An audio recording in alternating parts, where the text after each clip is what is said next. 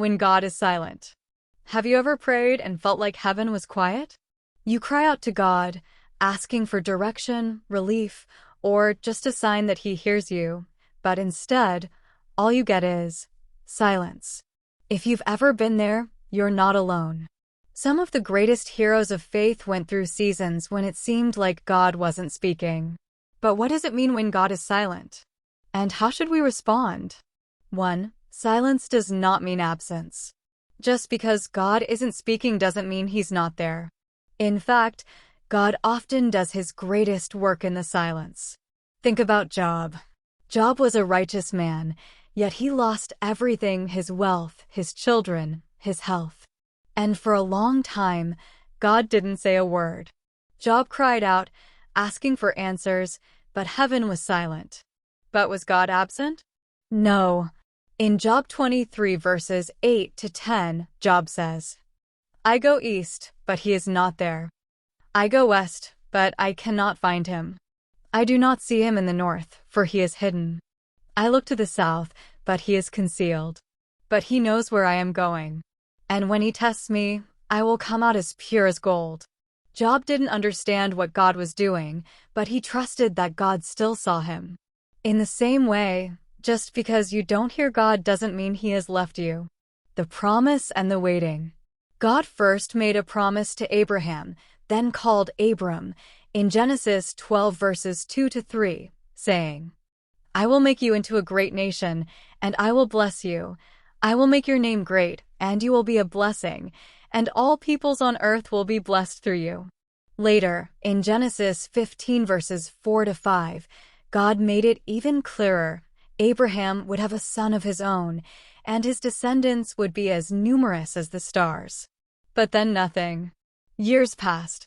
Abraham and Sarah grew older. Sarah, who was already barren, remained childless. No updates, no confirmations, just silence from God. The struggle in the silence. Abraham and Sarah struggled with waiting. It wasn't easy. The longer God stayed silent, the more doubts crept in. At one point, Abraham even thought his servant Eliezer would have to be his heir, Genesis 15 verses 2 to 3. But God reassured him, saying, "No, your own flesh and blood will be your heir," Genesis 15 verse 4. Still, the years dragged on, and in their impatience, Sarah and Abraham took matters into their own hands. In Genesis 16, Sarah suggested that Abraham have a child with her servant, Hagar. He did, and Ishmael was born. But this was not the son God had promised. Their attempt to help God only brought more trouble. God's silence ends, the fulfillment of the promise. Finally, 25 years after the initial promise, when Abraham was 100 years old and Sarah was 90, God's silence broke. In Genesis 18 verse 10, God reaffirmed His promise. "I will surely return to you about this time next year, and Sarah your wife will have a son." Sarah laughed because it seemed impossible. But in Genesis 21 verses 1 to 2, it happened.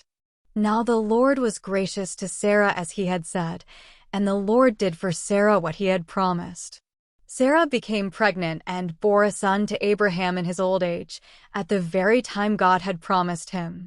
Isaac was born right on time, according to God's perfect plan. Lessons from Abraham's waiting. God's timing is perfect. It may feel like God is taking too long, but He is never late. His silence doesn't mean He has forgotten. Habakkuk 2 verse 3.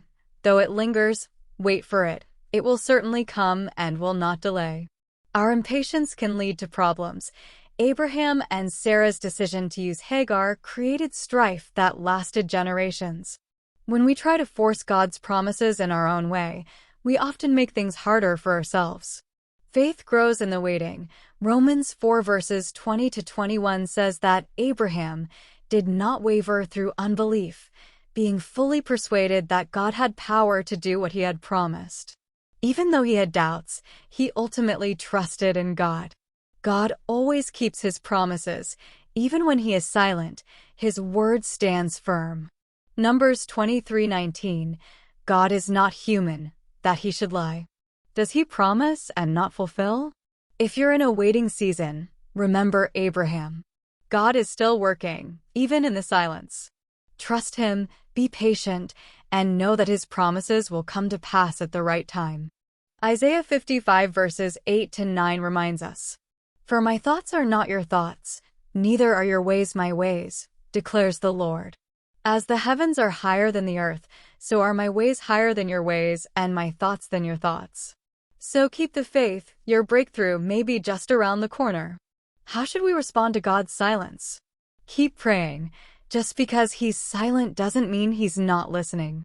1 Thessalonians 5 verse 17. Keep trusting. God's character doesn't change, even when he's quiet. Proverbs 3 verses 5 to 6. Keep seeking. Use the silence as a time to draw closer to him. Jeremiah 29 verse 13. Keep obeying. Stay faithful even when you don't hear him. Galatians 6 verse 9. If you're in a season where God seems silent, don't lose heart. He is still with you. His silence is not the end of the story. It may just be the beginning of something new. Thank you so much for watching today's devotional. If you enjoyed this video and found it uplifting, please give it a thumbs up and share it with your friends and family. Don't forget to hit the subscribe button and click the bell icon so you never miss an update. Your support helps us reach more people with the Word of God. Have a blessed day, and see you in the next video.